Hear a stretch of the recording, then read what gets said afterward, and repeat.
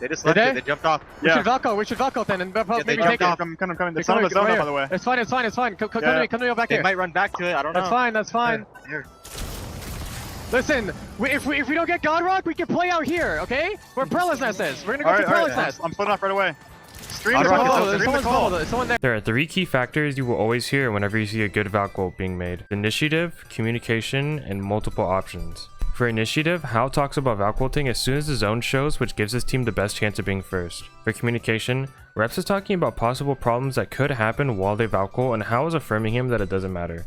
For multiple options, Hal gives his team an original place to Valk ult onto, and even a second backup option if it doesn't work out. These 3 key factors are present in every pro team's successful Valk ults. Now that we understand what to look for, let's show another clip of a successful Valk ult. We Valk ult and we can maybe play like the stalagmites. You guys think we can play the stalagmites there? There might be a team there. Or we can play the truck. I don't think there's gonna be a team there.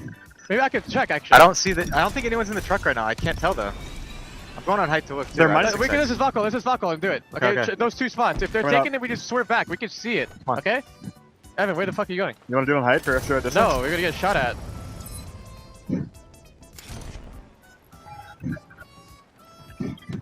I think that stalagmite play is good. That truck is better. I can't tell if someone's riding it. I rather not just land on that. I just go stalagmites. Yeah, can we take stalagmites first? Yeah. We can cruise over here. There's a guy underneath the tracks, west side. Set up traps. As you can see, those 3 key factors we talked about are present in every good Valk ult. Now let's look over some not so good Valk ults and explain why they're bad. Is that team following us? I don't know. Let's go, you ready? Yeah.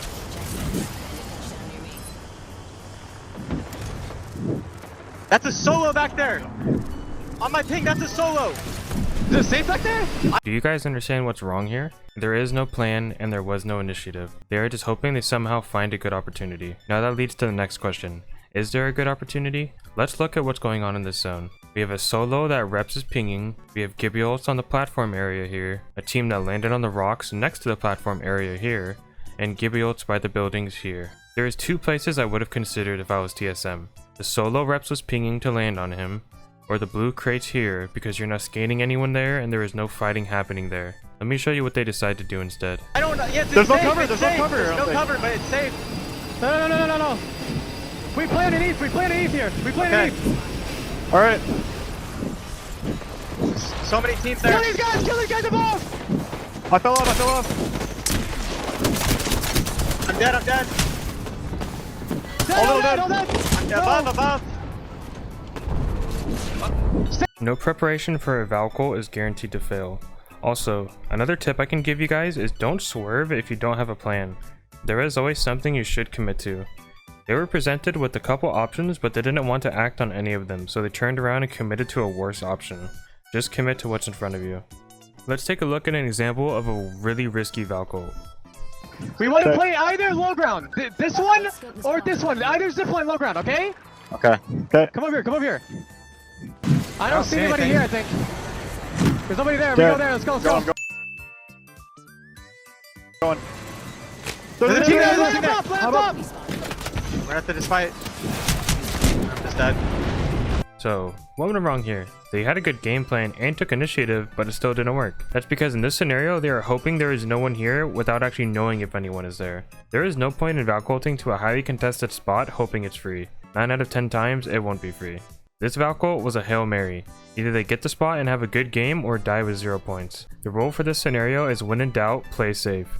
Not worth it to make a play when you can't even see if anyone is there to begin with. Alright, now I'm going to show you an example of Valk ulting way too close to a team. I did it. Come on. Hide Valk ulting!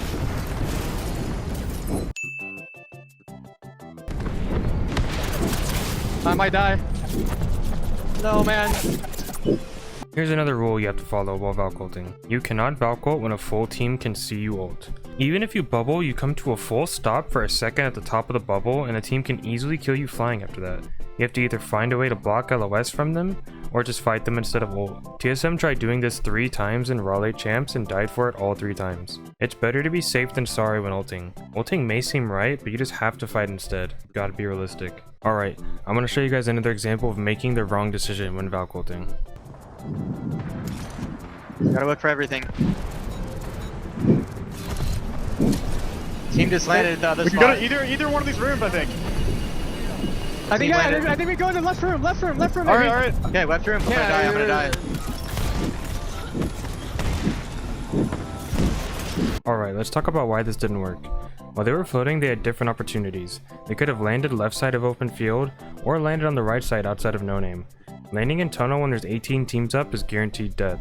There is no way a team doesn't just insta-kill you playing tunnel or from outside tunnel. Let me break this scenario down into percentages. If left side of field is a 10% chance of winning, and right side of field is a 15% chance of winning, tunnel is probably a 2% chance of winning. Tunnel was never the good option, they just blindly committed to it and I hoped it worked out. I have one last example to show you, then we will review what we learned today. I'm going to be showing you guys TSM Valk ulting really early to try and get a good spot in zone. I'm going to show you how to assess what buildings are taken and how many teams are around you. Looking at this still frame, you can see a team on scan below them and a serial on the building far from them. But there is way more info to be gathered than that, and that's what I'm going to explain. Let's break down this situation. There's 29 seconds left in zone 1, so they are going relatively early. But what's most important is, are there going to be teams in the spot we want to play? To figure that out, let's think about who's closer to Lava Fisher than TSM.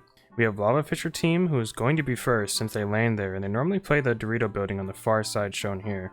There is Countdown, which is Furia, who could be the team fighting with the serial, but they should be somewhere in Lava Fisher as well. There is Landslide team, who should be somewhere near here but no clue as to where, and there also is Staging, who also should be on the way here. So there's 4 teams who should be in Lava Fisher already. There is 7 buildings that can be played in Lava Fisher, so their odds are pretty good. That means with this info, they should be able to get a free spot.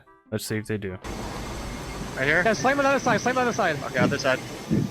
I don't know why my boost is activated. It's open. It's open. It's open. I'm Let's go, bubbing. baby. I'm just bubbing. Valkyrie's flying in. It ended up being a good Valk ult by them, and they got second this game for going early into zone. As you can see, you can make Valk ult strategical and not just random. You can guesstimate who will beat you to a compound, and that should decide where and how you Valk ult. The key to Valk ulting is to eliminate the randomness of it and start using facts and what you know to get around the map. Alright, now let's combine everything and refresh our memories on how to correctly Valk ult. There is the 3 key factors when Valk ulting: having initiative, communicating with your team the idea and possible problems, and having multiple plans when going for a spot. When mid-air and looking for a spot, jump on the best option you see that seems the most realistic. Don't just glide in the air forever second guessing yourself. Don't Valk ult for spots that you can't see if there's a high chance that there's a team there. Instead, do the safer option and walk it in, or Valk ult for something with a higher success rate. Don't Valk ult in front of teams that can see you Valk ult.